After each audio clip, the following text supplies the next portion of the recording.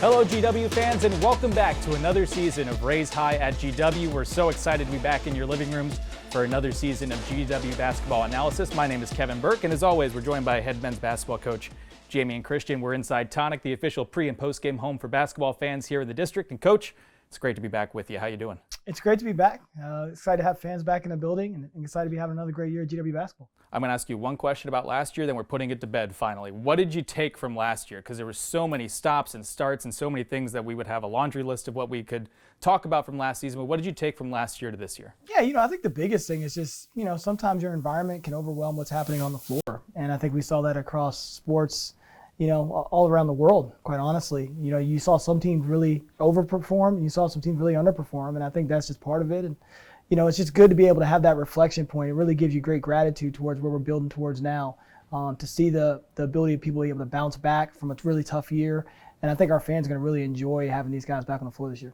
And for the majority of your team, this will be the first time that GW fans get to see them in the Smith Center. And two faces that I know you're excited to put in front of the fans are guys that shone out last year with James Bishop and Ricky Lindo Jr. How have they progressed now in year two in your system? Well, I love these guys so much. I mean, they were with us through a really tough time last year, so an opportunity for them to really showcase what they're able to do. Neither of those guys have ever been in front of any fans here in the district, and that was something they were really excited about when we had a chance to recruit them. I mean, watch a guy like James Bishop, second in the A-10 in scoring, second in the A-10 in assists, probably one of the most underrated players in college basketball right now, a guy who I think should be in the All-American conversation with his ability to make plays. He's really learning how to lead our team, and I think he's done an outstanding job of that. You're going to be excited this year. He's become a tremendous passer. Might be one of the best creator guys we have on our team right now. So excited about that. He's always been able to score the basketball, but now his emphasis on leading and being what our team needs him to be in the moment has been really special to watch. And we talk about Ricky Lindo, born and raised here in Washington, D.C., high energy, high motor.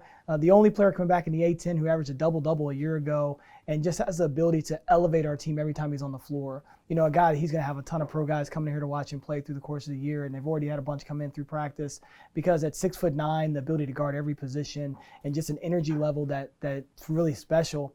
Guys are really excited to play alongside of him, and I'm excited for him to showcase what he can do. And we only had a little nugget last year. He played 2 games, and then there was the huge break. So he has only played 7 games total in a GW uniform. We're excited to see him. And if the transfer market is any indication from last year, you bring in some more Power 5 transfers this year with Brendan Adams from Connecticut and Joe Bamisile from Virginia Tech. What attracted you to those 2 guys? Well, we're focused on bringing in the right kind of people.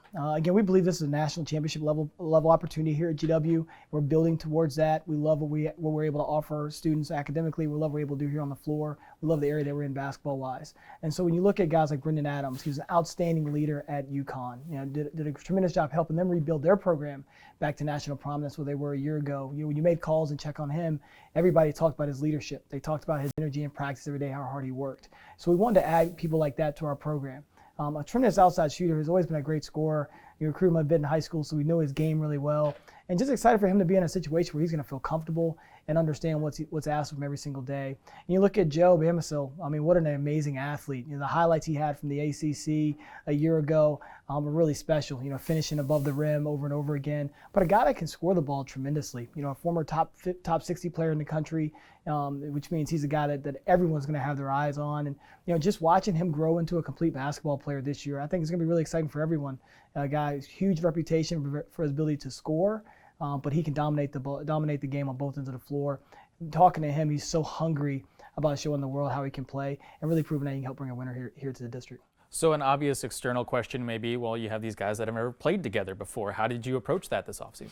Well, we approach it. The good thing is we knew a lot of these guys. We knew their personalities. We knew their temperaments. We've had a lot of success bringing guys in as transfers. GW has had a lot of success through the years of bringing guys in as transfers. So we just wanted to make sure we did a great job of just building our system offensively and our system defensively around their talents and their strengths.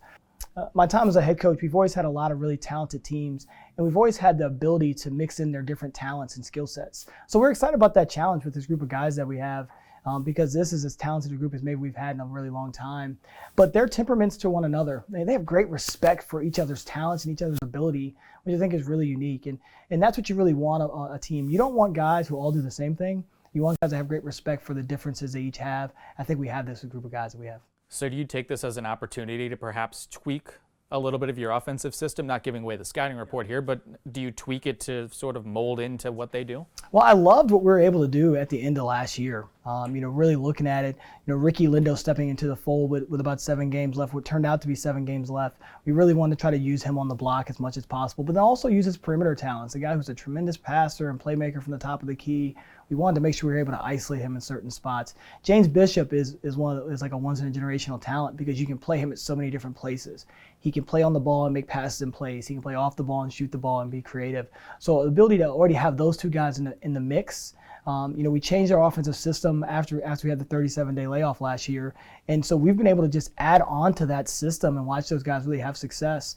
And then we went into the recruiting cycle. We just wanted to find guys we felt that could fit into those systems. We felt like we found that with the guys that we have.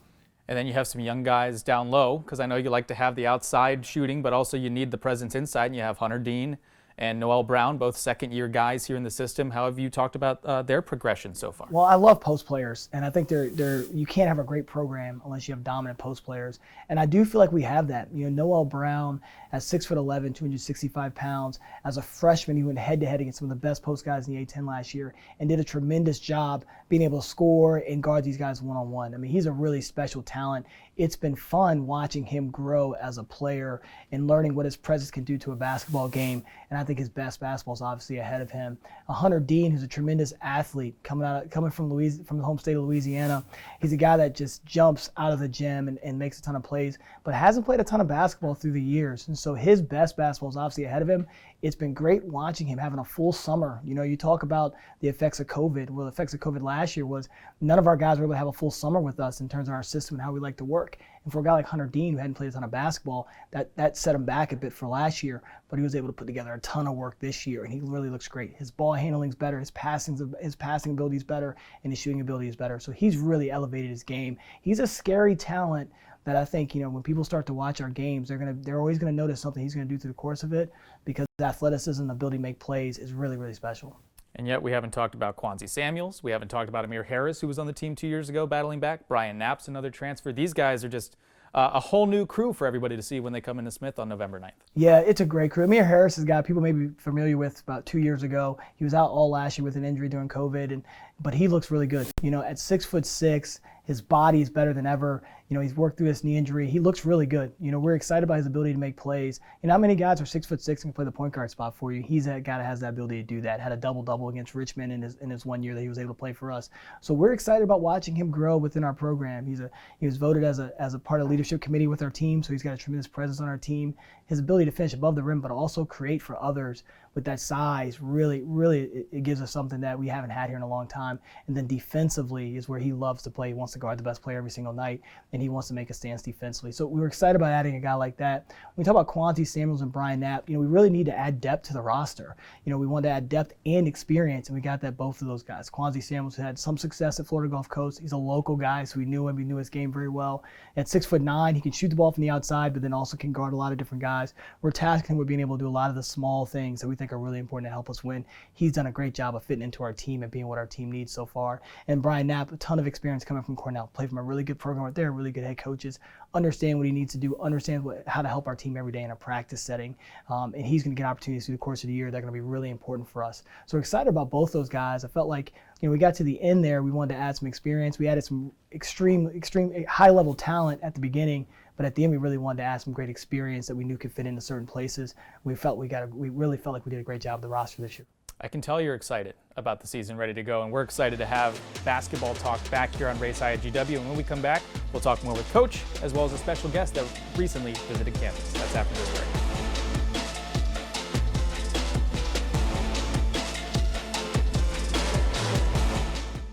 Raise High.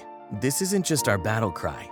It's our call, our challenge. Because when you were called to Washington, you were called to higher expectations, to a higher standard. We are called here to advance knowledge, to serve society, to change the world. This is the George Washington University, and what we make is history. So stand up, be bold, take risks, press on, push harder, raise high. This is our water, and this is also water, but it's more than that. This is a belief that our oceans are better filled with life than with plastic. So let's start sipping like lives depend on it. because they do.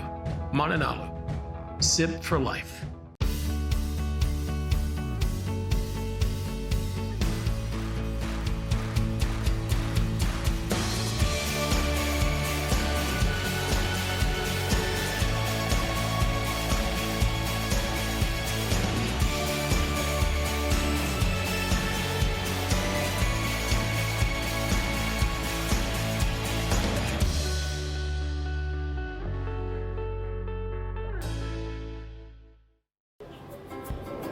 How do you think you pronounce that? Mananalu.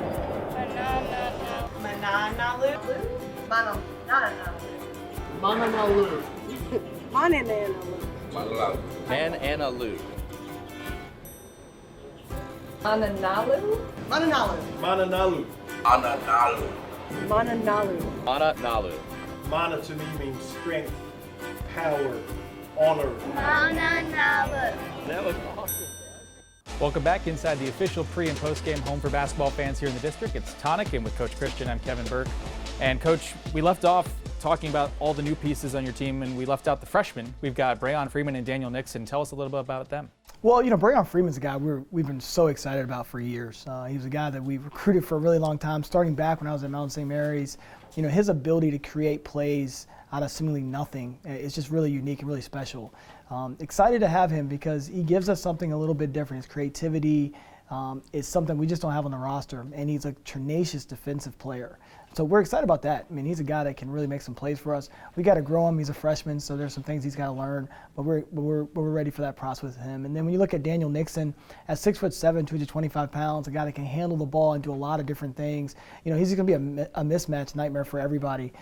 He's still learning as well, and that's the one thing when you have young players stepping into a really veteran roster. When you look at the number of games our guys have played here, he's learning every single day and improving and learning how to attack it. And we'll be ready for him to really show what he can do maybe a little bit later in the year. But a guy that's really talented, and we're excited about his ability to score the ball in a lot of different ways.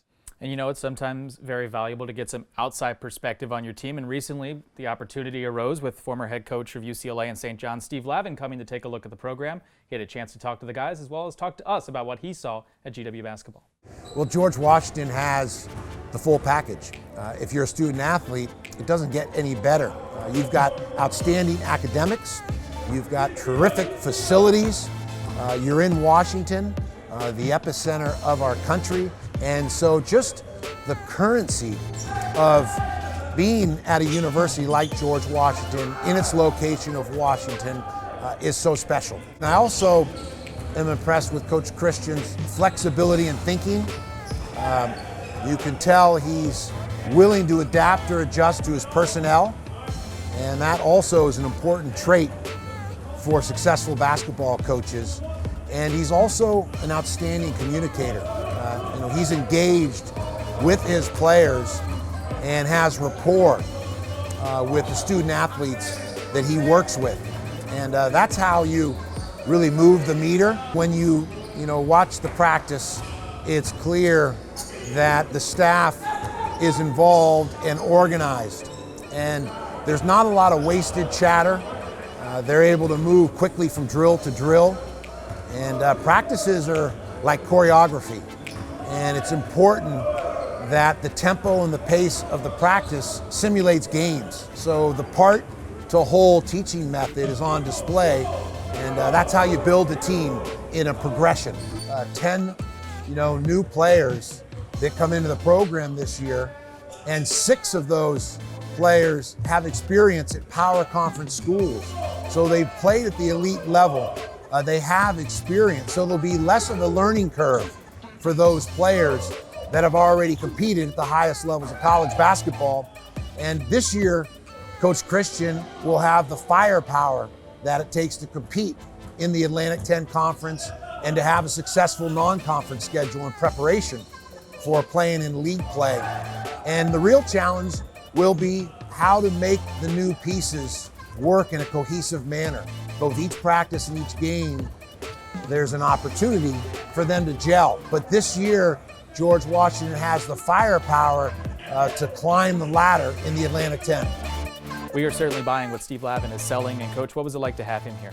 Well, you always want to be adding people to your life that just add tremendous value. And Coach Lavin has so many different experiences, from being one of the youngest head coaches in the history of college basketball, to winning a national championship as an assistant, to revitalizing St. John's program. You know, it's just great to have that person around. You know, he didn't want to just come in and watch practice. He wanted to come in and spend 3 or 4 days and watch us play and perform and spend a lot of time with our coaching staff. And I just feel like I got a tremendous amount of value from being able to have someone around that has that kind of experience. You know, he's been successful in a lot of different walks of life. You know, obviously we know about TV, we understand his basketball stuff, but you know, I really got a chance to feel his energy, and the impact he's been able to make on people isn't by accident. You know, he takes pride in that, and I feel like he impacted me and impacted our program through the time that he was here. And we appreciate Steve Lavin's time, not only to talk with us, but to spend the time with the program. And Coach, before we let you go, I want to ask you one thing. You're wearing a pink shirt. That's been a common theme for you this October. Tell us a little bit about the importance of that. Yeah, you know, I'm wearing this for Breast Cancer Awareness Month, Real Men Wear Pink campaign that I'm doing along with a ton of other coaches with Coaches vs. Cancer. And my mother's a breast cancer survivor, so this is really close to my heart. And I just remember, you know, the day that she called me and told me that she had been diagnosed with breast cancer, and just the helpless feeling that I felt. And so a chance now to really try to give back in many different ways with all forms of cancer, but particularly this month with breast cancer. You know, raising awareness, raising funds so that we can go in for more breast cancer research, I think is particularly important. And you know, we've made a lot of strides in terms of cancer around the world, but we have a tremendous obligation to continue to fund it and fund the research for it. So proud to be a partner with Coaches vs. Cancer for Women Real Peak this month. Coach, that's an awesome thing you're doing, and folks can be involved by following Coaches vs. Cancer on social media and check them out, as there's a lot of great work that's going on here this month. Coach, as always, we appreciate the time. Thank you for your time. When we come back here on Raised High at GW, we meet the new head coach of GW women's basketball. That's Caroline McCombs, and she's after the break.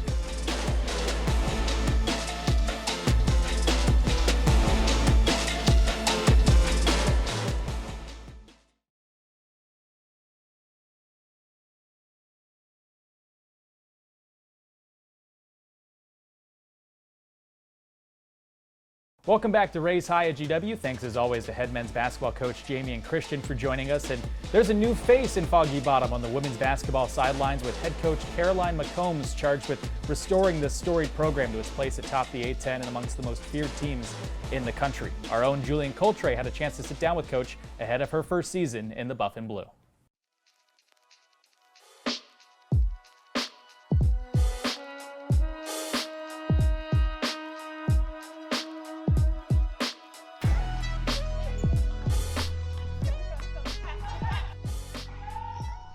I'm here with the head coach of the GW women's basketball team, Caroline McCombs. Coach, how you doing today? I'm doing well, Julian. How are you? I'm doing great. So it's been 6 months. It's kind of hard to believe since you came aboard here at George Washington, and now it's only 2 weeks away from the opening tip. So talk a little bit about how excited you are and what the process has been like to get you to this point. Yeah, it's been an awesome transition here. You know, 6 months ago, it's hard to believe, taking over this program, bringing in my staff, and you know, we had 6 returning players along with 10 newcomers. So really just blending everybody together. We're working hard, you know, exciting time to start official practice, right? And to get to spend, you know, every day with our team. There's nothing I'd rather do.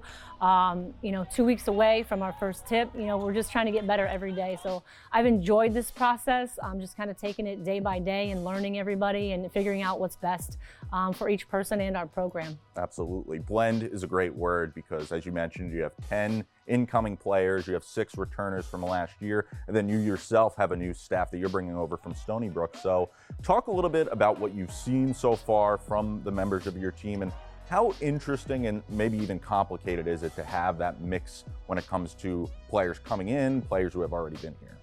Yeah, I think first and foremost, you know, we just want to lay the foundation. And so for everybody, it's new. You know, we have seniors on our team, Maddie Loader, who's been here for 4 years now. And right, she's starting over as a freshman, just learning the basic concepts that we're teaching. So I think for everybody, you know, that's what's most important, is just laying that foundation, starting that process of who we are, who we're going to be.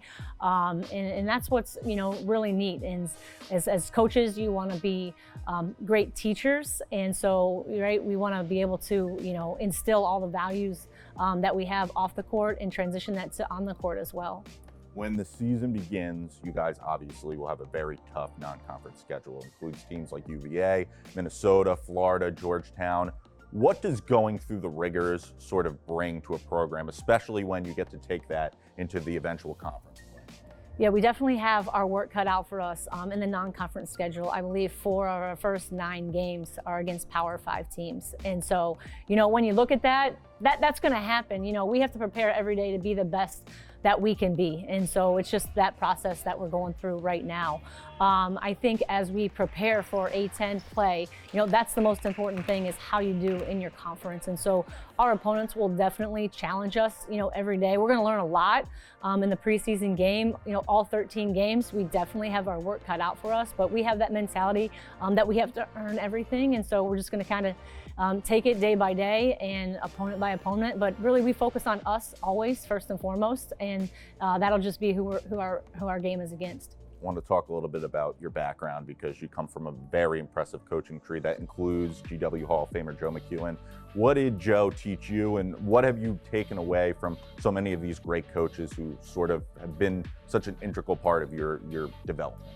Just working for Coach McEwen, he talked a lot about George Washington, right? Whether it was that was through the hiring process or just, working alongside him at Northwestern. I learned from him every day. And everybody that I worked for, I think first and foremost, they were great people. They emphasized family, and they showed that, in who they were. And I really appreciated that atmosphere that I've always been a part of. And we want to have that atmosphere here at George Washington under my leadership. And so, right, we really care about the people in our program. And so that's, one thing that I've taken away from everybody that I've worked for is just the care that you have to have, inside of your program. We're going to compete at a high level. We're going to love each other. We're going to take care of each other, that's on the court, that's off the court. But I've been really fortunate, to have had opportunities to work for great people, great mentors, great teachers, of the game and of the game of life. Absolutely. Lastly, let's talk a little bit about your philosophy and specifically Pound the Stone. What can fans expect when it comes to the style of play that Coach McCombs' team is going to be able to put out there on the court? Sure. I think with Pound the Stone, you're developing grit, on a path to mastery, right? And so we're going to be resilient. We're going to be relentless. We're going to understand that we're going to have obstacles that we're going to have to overcome, adversity that's going to come our way. But, that's a part of our process, and we're excited about that. There's going to be successes, that we face as well, and how you respond to that is very important. So one thing that we've done is, we have our stones that we have in our locker room that we travel with. We have the Stonecutters Credo on our wall in our locker room. I think it's important that they see that every day, and it just talks about the 101st blow, right? The stone might crack, but it's not that blow that did it, but all that came before, and just really understanding it's that process. You never know, right, when you're on the brink of success. And so we just have to continue to pound the stone, continue to put in the work every day, continue to support each other through everything that's going on. And I think, we're really excited. So our team is gonna show those things, out on the court by diving for loose balls, by taking charges, having a defensive mindset. That's just gonna be who we are. Absolutely. I've had the chance to see you guys really do your thing in practice, and it's going to be really exciting in a few weeks when they have that opening tip at the Smith Center. Coach, thanks so much for your time. Hope to speak to you soon. Kevin, back over to you. Thanks, Julian. We're certainly excited to see Coach McCombs and her team in action here in just a couple weeks. We've heard both basketball coaches talk about the opportunities that DC and GW present, and as they look to create only at GW moments on campus, they're part of our campus community of leaders who know what a special place our university is. In a new feature here on Raise High at GW, here's a sneak peek at Coach Christian's conversation with Dean Mahotra of the School of Business.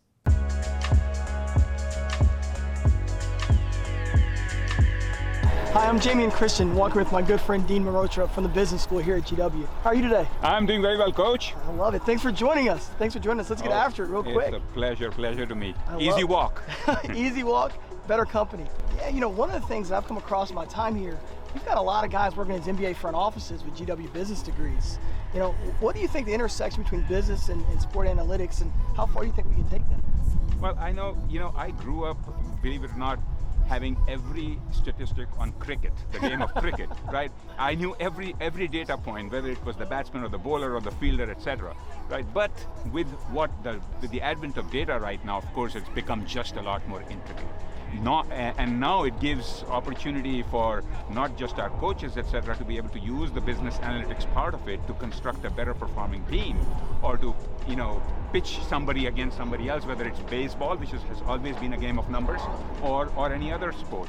And it's entering not just in the field of sports in terms of preparing a team, etc., but also in marketing, in managing the revenue for a stadium, for example. All of those factors, data analytics is there to stay and really point out things which refine the intuitions that we have previously used, and therefore it has become an important part of sports. God, I love it. I love it. Only at GW can you walk from campus right down to the National Mall. And we appreciate Dean Malhotra and Coach Christian for that conversation. For the full video, head to gwsports.com. That'll do it for this edition of Raise High at GW. Basketball season's right around the corner. Friday, October 29th, we tip things off with the Buff and Blue tip-off. Then men's basketball hosts an exhibition on Monday, November 1st. And a doubleheader gets things started Tuesday, November 9th. Women's basketball at 5:30. Then we have a second edition of Raise High at GW in between before the men's basketball program kicks off their season at 8 o'clock. For Coach Christian, Coach McCombs, and everybody involved here with Raise High at GW, I'm Kevin Burke. Thanks so much for watching. Stay safe, and we'll talk to you next time.